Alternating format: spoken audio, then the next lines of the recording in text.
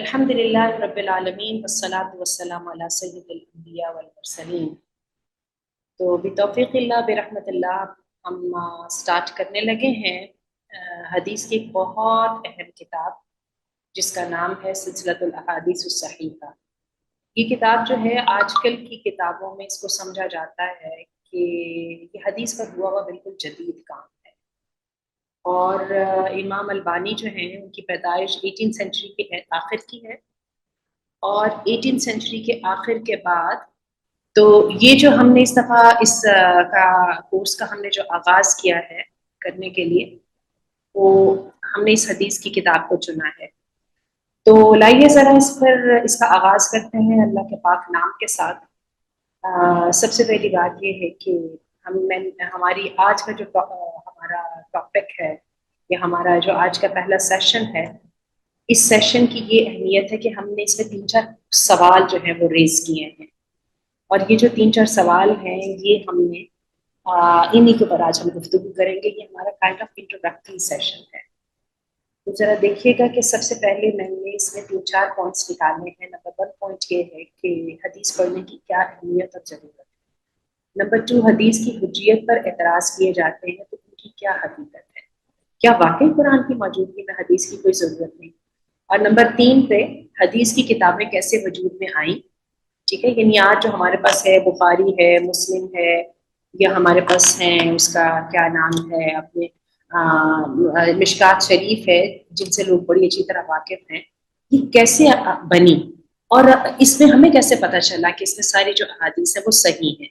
اسی طرح ہمارے پاس ایک اور ہے پوائنٹ ہے، وہ یہ ہے کہ امام البانی جن کی کتاب کو ہم نے پڑھنے کے لیے نکالا ہے، اس کی کتاب کی کیا اہمیت ہے، اس کا تھوڑا سا انٹروڈکشن ہوگا۔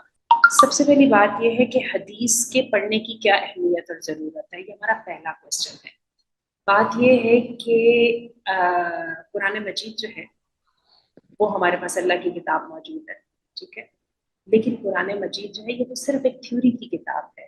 اس تھیوری کو پریکٹس کیسے کرنا ہے، اس کے لیے اللہ نے جو ہے انسان رسول بھیجا تھا، اور ہم سب کو پتہ ہے نا بار بار اعتراضات ہوتے تھے، انسانوں کو کیوں رسول بنا دیا، انسان کو کیوں رسول بنا دیا، فرشتہ کیوں نہیں بنایا، ایسا کیوں نہیں ہوا، جن کیوں نہیں ہوا، یہ نہیں ہوا، وہ نہیں ہوا۔ بات سیدھی سی یہ ہے، اس کتاب کو پریکٹس کر کے دکھانا تھا، اور وہ جو پریکٹس کر کے دکھانا تھا اس کے لیے طریقہ کار ایک ہی ہے، اور وہ طریقہ کار یہی ہے کہ جو ہے ایک انسان باقاعدہ وہ لکھے ہوئے کو پورا عمل کر کے دکھا دے۔ ہم کیا اس کو بولتے ہیں اپنی زبان میں ڈیمو دینا، تو ڈیمونسٹریشن اگر ہم اس کی وہ دیتے رہیں، ایک دیتا رہے گا انسان، تو پتہ چل جائے گا کہ کام کو کیسے کرنا ہے۔ یہی وجہ ہے کہ قرآن مجید کی اتنی کمپریہنسو کتاب ہونے کے باوجود ہمیں یہ تک پتہ نہیں ہے کہ قرآن مجید میں نمازوں کا ٹائم کیا ہے، جو اسلام کا سب سے اہم حکم ہے، پھر نمازوں کی رکھتے ہیں ان کے اندر پڑھنا کیا، ان سب چیزوں کا تو تصور بھی نہیں قرآن مجید سے کیا جا سکتا۔ اور یہ بھی میں آپ کو بتا دوں کہ اللہ تعالیٰ نے جب قرآن مجید کی تنزیل کا ذکر کیا تھا تو اللہ تعالیٰ نے صاف کہہ دیا تھا کہ ہم اس قرآن کے ساتھ بیان بھی نازل کر رہے ہیں۔ بیان کا مطلب کیا ہے، اس کتاب کی تشریح، اور وہ تشریح کیا تھی، وہ نبی کریم صلی اللہ علیہ وسلم کی ذات تھی۔ اور آپ کو میں بتاؤں کہ اگر کسی طرح ہم سنت کو یا حدیث کو نکال دیتے ہیں نا پڑھنے سے، اس کے ساتھ جو ہمیں رزلٹ سامنے آتا ہے وہ بہت ہی خوفناک اور بیوقوفانہ سا ایک رزلٹ سامنے آتا ہے۔ ایک ایسا دین جس کے اندر نہ ہڈیاں ہیں نہ اسکیلیٹن ہے، صرف اور صرف بس ایک جو ہے نا وہ ایک ویگ سا شکل ہے۔ یہی وجہ ہے ہم سنت پہ عمل کرنے کی کوشش کرتے ہیں، ہم سنت کو سٹارٹ کرتے ہیں تو ہوتا کیا ہے کہ ایک دم شکل بننے لگ جاتی ہے۔ مسلمان ایسا ہوتا ہے، مسلمان کو ایسا کرنا چاہیے، مسلمان کے ایسے تعلقات ہوتے ہیں، اس کے کاروبار ایسے ہوتے ہیں، اس کے لوگوں کے ساتھ تعلقات ایسے ہوتے ہیں، اس کی شکل ڈھال ایسی ہوتی ہے وغیرہ۔ یہ ساری چیزیں جو ہے نا حدیث کے ساتھ ہوتی ہیں۔ تو یہی وجہ ہے کہ حدیث کی اہمیت اتنی زیادہ ہے کہ اس کے لیے بڑی سادہ سی اور چھوٹی سی بات ہے، وہ یہ ہے کہ جو قرآن مجید ہے وہ اٹسیلف حدیث ہے۔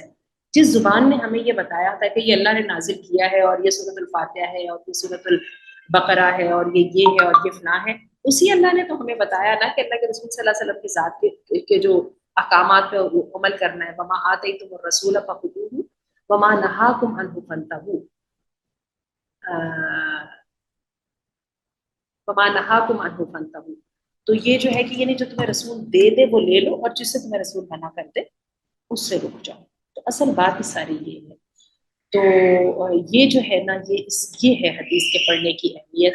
اور یہ بھی میں آپ کو بتا دوں، اللہ کے رسول صلی اللہ علیہ وسلم نے کہا کہ میں تم میں 2 چیزیں چھوڑے جا رہا ہوں، اگر تم ان پر عمل کرتے رہو گے تو کبھی گمراہ نہیں ہوگے. ایک اللہ کی کتاب اور ایک اس کی سنت کی حیثیت. تو بات یہ ہے کہ سنت کے بغیر تو کتاب کی سمجھ ہی نہیں آ سکتی، کتاب کی کوئی پتہ ہی نہیں چلتا. اور اللہ نے ایک بہت لمبا چوڑا جو ہے سسٹم میکانزم کریٹ کیا جس میں رسول کو بھیجا، اس کے صحابی ہوئے، پھر اس کے بعد ان سب کی باتوں کو محفوظ کیا گیا، اور آج ہم کہتے ہیں جی دین محفوظ ہے اللہ کی کتاب میں کی صورت میں اور حدیث کی صورت میں. اب آئیے ہمارے دوسرے پوائنٹ کے اوپر کہ حدیث کی حجیت پر اعتراض کیے جاتے ہیں، ان کی کیا حقیقت ہے، کیا واقعی قرآن کی موجودگی میں حدیث کی کوئی ضرورت نہیں. آپ کو میں عجیب بات بتاؤں، آج کے پڑھے لکھے دور کا ایک بہت بڑا فتنہ ہے، اور وہ یہ کہ بس قرآن کافی ہے، حدیث کی ضرورت نہیں ہے. اور مزے کی بات یہ کہ یہ فتنہ آیا بھلا کہاں سے ہے؟ یہ آیا ہے عیسائی انٹلیکچوئلس کی طرف سے. جس زمانے میں مسلمانوں کی عیسائیوں کے ساتھ جنگ چل رہی تھی، چل تو آج بھی رہی ہے، اس زمانے میں جو ہے ان کے جو انٹلیکچوئلس تھے انہوں نے کام کیا کیا کہ انہوں نے یہ بات کہ اس دین کی شکل ختم کرنے کے لیے، اسٹرکچر اور فارم کو ختم کرنے کے لیے انہوں نے کیا کام کیا کہ انہوں نے کہا کہ صرف قرآن کافی ہے، حدیث کی کوئی ضرورت نہیں، کیونکہ حدیث کے اندر یہ فلاز ہیں. 2 فلاز کا انہوں نے ذکر کیا. اور عجیب بات یہ ہے، یہ اورینٹیلز یعنی مستشرقین نے یہ اعتراضات کیے تھے، اور آج بھی وہی اعتراضات ہیں. بلکہ آپ نے یہ بات نوٹ کی ہے کہ آج بھی جو ہے سٹارٹ کہاں سے ہوا تھا اسلام کی جڑیں کاٹنا؟ جب وہ توہین امیز خاکے بنائے گئے تھے. اور یہ توہین امیز خاکے پتہ ہے کب بنے تھے؟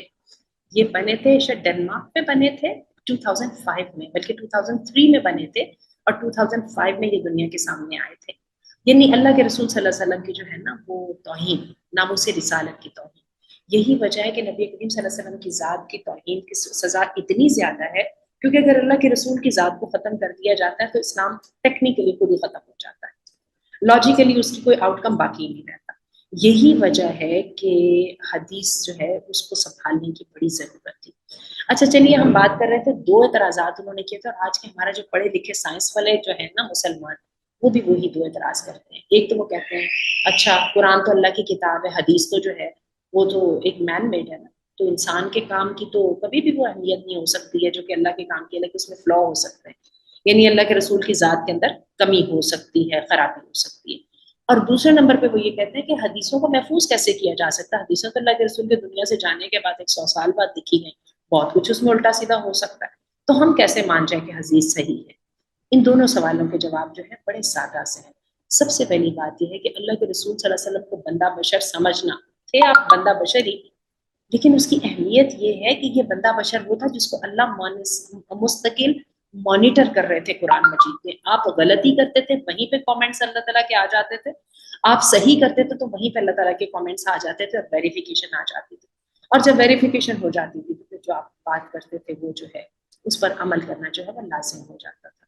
تو کہنے کا مطلب ہے کہ یہ ٹھیک ہے کہ اللہ کے رسول صلی اللہ علیہ وسلم ایک بندے تھے، اللہ کی کریشن تھے، لیکن رسول ہونے کی حیثیت سے ان کی جو ہے حیثیت، ان کی پوزیشن اور ان کے سٹیٹس کو سیکیور کرنا اور ان کی اتھارٹی کو سیو کرنا، سیف گارڈ کرنا، یہ اللہ تعالیٰ نے اس کا ذمہ داری خود لی ہے. ٹھیک ہے، اس لیے یہ بات کہنا کہ نہیں قرآن تو اللہ کی کتاب ہے اور یہ اللہ کے الفاظ ہیں اور حدیث رسول کے الفاظ ہیں، بات غلط ہے. حدیث جو ہے وہ قرآن مجید کی تشریح ہے. اہل سنت والجماعت کے عقیدے کے مطابق جو تو ہے نا حدیث، یہ در حقیقت قرآن مجید کی تشریح ہے، بلکہ جو نبی کریم صلی اللہ علیہ وسلم کے منہ سے الفاظ نکلتے تھے نا وہ الفاظ بھی اللہ کی طرف سے وحی کیے گئے تھے. دیکھیں اللہ تعالیٰ خود قرآن مجید میں کہتے ہیں وَمَا يَنطِقُ عَنِ الْهَوَىٰ إِنْ هُوَ إِلَّا وَحْيٌ يُوحَىٰ، اپنی مرضی سے تو یہ بولتا ہی نہیں ہے، صرف اس کو جو وحی کی جاتی ہے یہ وہ بولتا ہے، اس پہ بولتا ہے. تو یہ ہے در حقیقت پہلے اعتراض کا جواب. اور دوسرے اعتراض کا جواب یہ کہ حدیثیں جو ہیں وہ 100 سال بعد لکھی گئی تھی. تو بات یہ ہے کہ اس اعتراض کو سمجھنے سے پہلے لرننگ کے طریقہ کار کو سمجھنا ہوگا. اور میں یہ سمجھتی ہوں کہ ہم کے جو 21 سینچری کے لوگ ہیں نا، ہم اس طریقہ کار کو بڑا سمجھتے ہیں. جب ہم اسکول کالجز میں تھے تو ہمیں کاپیاں ہم کالی کر دیتے تھے، پینسلیں اور کاپیاں. اور آپ دیکھ لیجیے ہمارا آج کے بچے جو ہیں ان کی ٹو ڈوز لسٹ ساری موبائل پہ ہو رہی ہوتی ہے، ان کے اپنے جو ہے اکاؤنٹس ہوتے ہیں، ان کی ون ڈرائیو کا اکاؤنٹ ہوتا ہے، یہ ہوتا ہے، اور ہمارے بچے اسی پر کام کرتے ہیں. اور سلڈملی ہم ان کو دیکھتے ہیں وہ پینسل کاپی یوز کرتے ہیں، بلکہ اس وقت کے ٹریڈیشنل اسکولس وغیرہ جو پینسل کاپیاں یوز کرا رہے ہیں بچے ان سے تنگ ہی پڑتے ہیں. ٹھیک ہے، لیکن ہم نے اپنے بچوں کو دیکھا ہے اور اس کی میں آپ کو بتاؤں کہ مجھے اس کی بڑی زبردست سمجھ آئی ہے، یہ جو ہمارا جنریشن گیپ ہے. تو آج سے اگر 1-2 سال کے بعد کاپیاں اور رجسٹرڈ اور کتابیں اگر ختم ہی ہو گئیں تو مجھے اور آپ کو عجیب نہیں لگے گا. سارے ریسورسز آن لائن ہیں، ساری ورکنگ آن لائن ہے، اسائنمنٹس آن لائن کرائی جا رہی. میں آپ کو صحیح بتا رہی ہوں، مجھے صرف میرا ایک لیپ ٹاپ چاہیے ہوتا ہے اور کچھ بھی نہیں چاہیے ہوتا. میں نے آج تک شاید ایک صفحہ بھی نہیں لکھا اپنے نوٹس کا، حالانکہ میں بومرز میں سے ہوں، یعنی جو 80 سے پہلے کے لوگ ہیں نا ان میں سے. اس کے باوجود مجھے ہمارے پڑھنے کا طریقہ کار یہ ہے، ہم نے حدیثیں وہیں سے ڈھونڈنی ہوتی ہیں، ہم نے وہیں سے لکھنا ہوتا ہے، ہم نے اگر کسی کتاب سے لینا بھی ہوتا ہے تو اس کو کاپی کر کے ہم نے ٹائپ کرنا ہوتا ہے اور اس کے بعد وہ پہلی چیز آن لائن ہوتی ہے. بالکل یہی طریقہ کار تھا کہ حدیث کا صحیح ہونا، حدیث کا لکھا جانا ایک 100 سال کے بعد والی جو بات ہے نا، اس بات کی حقیقت یہ کہ وہاں پہ ایک نہیں لاکھوں کے حساب سے صحابی موجود تھے جنہوں نے آپ کی زندگی کا ایک ایک حصہ، اور ان میں سب سے جو ایکٹیو پارٹ تھا وہ امہات المؤمنین کا تھا، نہ صرف اس کو دیکھا، اس کو آبزرو کیا، اس کے بارے میں سوالات کیے اور اس کے بارے بعد پھر اس کا اپنا ریکارڈ جو ہے اس کو مینٹین کیا. بات یہ ہے کہ حدیث کی تدوین جو ہے نا، حدیث کی کتابیں وجود میں کیسے آئیں، اور یہ اگر ہم اس کی ہسٹری میں چلے جائیں نا کسی طرح سے، تو یہ اتنی امپورٹنٹ چیز ہے. اگر ہم ذرا دیکھیں کہ کس طریقے سے حدیث کو ڈھونڈا جاتا تھا اور کیا اس کے صحیح ہونے کا طریقہ کار ہوتا تھا، تو میری اور آپ کی حیرت وہ ہوتی ہے گوگل کے دور میں ہونے کے باوجود وہاں پر جو حدیث کی صحت تھی اس کا معیار کتنا زیادہ تھا. اور اس کی وجہ یہ تھی کہ حدیث کا جو صحیح ہونا ہے نا، اس کی سب سے بڑی اہمیت اس بات کی تھی کہ اللہ کے رسول صلی اللہ علیہ وسلم نے فرمایا تھا کہ جس نے میری ذات پر جھوٹ باندھا نا تو وہ اپنا آگ میں ٹھکانہ دیکھ لے. صحابہ کرام نے اس بات کے چکر میں ایک حدیث سننے کے لیے فزیکلی جاتے تھے، خچروں پہ، گھوڑوں پہ، اونٹوں پہ بیٹھ کے جاتے تھے، مہینوں کا سفر طے کرتے تھے اور اس کے بعد وہ حدیث لیتے تھے. اور اس کے بعد حدیث کو جانچنے کا ان کے پاس اپنا کرائٹیریا ہوتا تھا. اور یہ صرف محدثین میں سب ایک محدثین کا کام نہیں تھا، سب کے سب محدثین کا کام تھا. اور کیا ہے، امام بخاری کی میں آپ کو بات بتاؤں کہ ان کے پاس لاکھوں کے حساب سے ان کو حدیثیں یاد تھیں، جبکہ انہوں نے اپنی صحیح البخاری میں صرف 4000 حدیثیں لکھی ہیں. کیونکہ امام بخاری وہ پہلے شخص تھے جنہوں نے باقاعدہ ایک سسٹم انوینٹ کیا تھا جس کے مطابق حدیث کی اتھارٹی کو جانچا جاتا تھا. حدیث کی اتھارٹی کو جو ہے وہ جانچنے کے بعد اس کو پلیس کیا جاتا تھا، کیٹیگرائز کیا جاتا تھا، اور کیٹیگرائز کرنے کے بعد کیا ہوتا تھا کہ وہ جو ہے پھر جا کے کہا جاتا تھا کہ اب امام بخاری اب مطمئن ہے کہ یہ حدیث ڈال دی. امام بخاری کے قریبی امام مسلم تھے، اور یہی وجہ ہے کہ ہمیں پتہ ہے کہ قرآن مجید کے بعد صحیح ترین کتاب جو ہے وہ بخاری شریف کو کہا جاتا ہے. تھوڑی سی میں آپ کو جو ہے نا 1 یا 2 اگر اس کی میں شرطیں آپ کو بتا دوں تو ہماری صرف حیرت گم ہو جائے گی.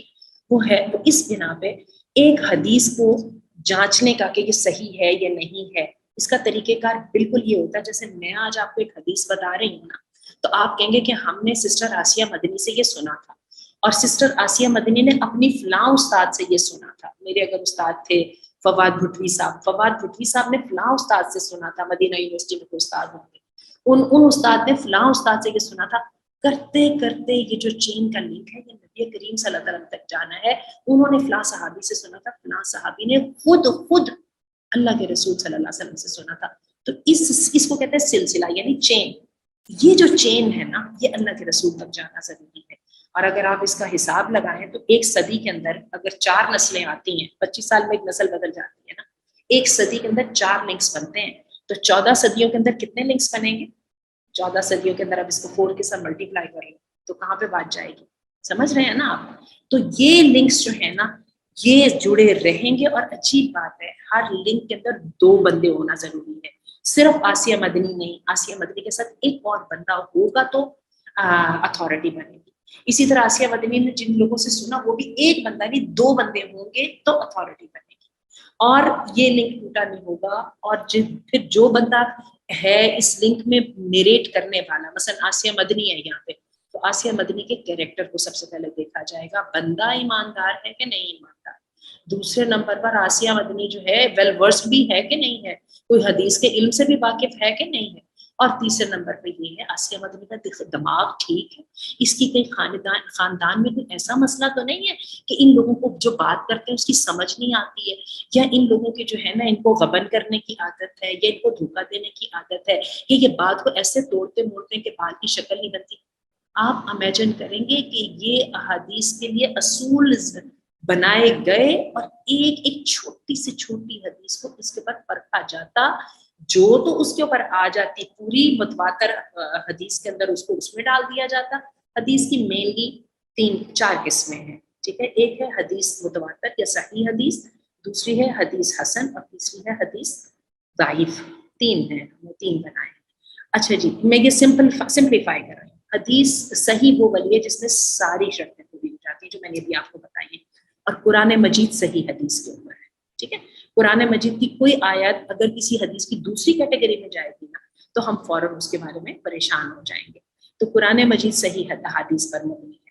اس کے بعد صحیح حدیث حسن وہ ہوتی ہے جس میں زیادہ تر شرطیں پوری ہو رہی ہیں لیکن ایک تو کم بھی ہیں، اور حدیث ضعیف ہوتی ہے جس میں کم شرطیں پوری ہو رہی ہیں، جس میں کم شرطیں پوری ہو رہی ہیں اور زیادہ تر جو ہے نا وہ نہیں پوری ہو رہی، اس کو حدیث ضعیف کہا جاتا ہے۔ اچھا، اب یہ حدیث ضعیف کی الگ کتابیں ہیں، حدیث حسن کی الگ کتابیں ہیں، حدیث صحیح کی الگ کتابیں ہیں۔ جو امام مسلم اور امام بخاری کی جو کتاب ہے نا، صحیح مسلم اور صحیح بخاری، آپ کو سمجھ آئی اب بات کی کہ ان کا نام کیسے آیا؟ اچھا، میں زیادہ تفصیل میں اس لیے نہیں جاتی کیونکہ ہمارا آج کا ٹاپک جو ہے وہ حدیث سے کے علم سے واقفیت کا نہیں ہے، لیکن میں آپ کو یہ اندازہ ضرور کرانا چاہتی ہوں کہ حدیث جو ہے وہ صحیح ہونے کا جانچنے کا طریقہ کار اس گوگل کے دور میں کتنا مشکل ہے۔ ہم سب کو پتا ہے کہ گوگل پہ سب کچھ ملا ہوتا ہے، ملا جلا ہوتا ہے، اور اس کے اندر سے صحیح چیز ڈھونڈنا کتنا مشکل ہوتا ہے۔ اور اس زمانے میں محدثین اکرام، محدثین کہتے ہیں جو شخص حدیث سائنس کے ساتھ یا حدیث ورکنگ کے ساتھ وابستہ ہوتا ہے، انہوں نے یہ ساری محنت کی، اور کچھ یو امیجن اس کی 98-99% انہوں نے کام کر دیا تھا۔ آج جو ہم بیٹھے ہیں نا، ہمارے پاس پکی پکائی کھیر کھا رہے ہیں ہم۔ اچھا، ہوتا کیا تھا، اتنی سی حدیث ہوتی تھی نا، انما الاعمال بالنیات، اس کے پیچھے پورے پیراگراف کے لوگوں کے نام ہوتے تھے کہ فلاں نے فلان سے سنا، فلاں نے فلاں سے سنا، فلاں نے فلاں سے سنا، اور محدثین کو اصل وہ نام اور وہ چین کو کریکٹ آرڈر میں یاد کرنے کی ضرورت ہوتی تھی۔ اور پھر کیا ہوتا تھا، پھر اینڈ پہ جا آ جاتا تھا کہ ہاں عمر بن الخطاب نے نبی کریم صلی اللہ علیہ وسلم سے سنا، اور اللہ کے رسول فرما رہے تھے کہ اعمال کا دار و مدار نیتوں پر ہے۔ اور یوں کر کے جو ہے نا یہ حدیثیں ہمارے سامنے آئیں۔ اچھا، جو ان میں سے جو بہترین 6 کتابیں تھیں ان کا نام تو صحیح ستہ ہے۔ مشکات شریف بہت زیادہ مشہور اپنے فائدے کے اعتبار سے۔ مشکات شریف کے جو صاحب ہیں نا امام الخطیب، انہوں نے کیا کام کیا کہ انہوں نے اپنی ایک ہی وہ ٹاپک لیتے ہیں، فرض کریں کتاب الصلاۃ لے لیتے ہیں، ان میں سے ایک جو اپنا وہ باب ہے نا اس کو صحیح مسلم اور صحیح بخاری کی حدیثوں پہ ڈال دیتے ہیں، دوسری میں امام ترمذی کی حدیثیں لے آتے ہیں، تیسری میں اور طرح کا لے آتے ہیں، یعنی وہ ایک ہی مسئلے سے متعلق اس کے تینوں سٹینڈرڈز کو ذکر کر دیتے ہیں۔ یہی وجہ ہے کہ مشکات شریف ایک بڑی اہم کتاب ہے، اور جو بندہ واقعی مشکات شریف پڑھ لیتا ہے وہ کائنڈ آف صحاح کو کور کر جاتا ہے۔ چلیے ہم آگے چلتے ہیں، کیونکہ ہم تو مشکات شریف نہیں پڑھے، ہم تو امام ناصر الدین البانی کی کتاب سلسلۃ الاحادیث الصحیحہ پڑھنے لگے۔ امام البانی جو ہے نا وہ کون تھے، یہ ہمارا چوتھا پوائنٹ ہے۔ امام البانی بالکل میرے اور آپ کے دور کے ساتھی ہیں ہمارے۔ یہ 18ویں صدی کے اینڈ پہ پیدا ہوئے تھے، جس زمانے میں ہمارے علامہ اقبال اور محمد علی جناح پیدا ہوئے، اور اس کے بعد تھے یہ سیریا البانیہ کے تھے، ٹھیک ہے۔ میں نے یہ سارے نوٹس بھی یہاں پہ دیے ہیں، یہ سب 4 چیزیں جو ہے میں نے دی ہیں انشاءاللہ، کیونکہ میرا ارادہ ہے کہ ہم اس میں اپنا وہ رکھیں گے، کوئزز وغیرہ بھی لیں گے، تو جو ہے اسی لیے میں نے یہ ساری باتیں یہاں پہ ذکر بھی کر دی، ٹھیک ہے۔ یہ دیکھیے امام البانی کے بارے میں نے لکھا ہے۔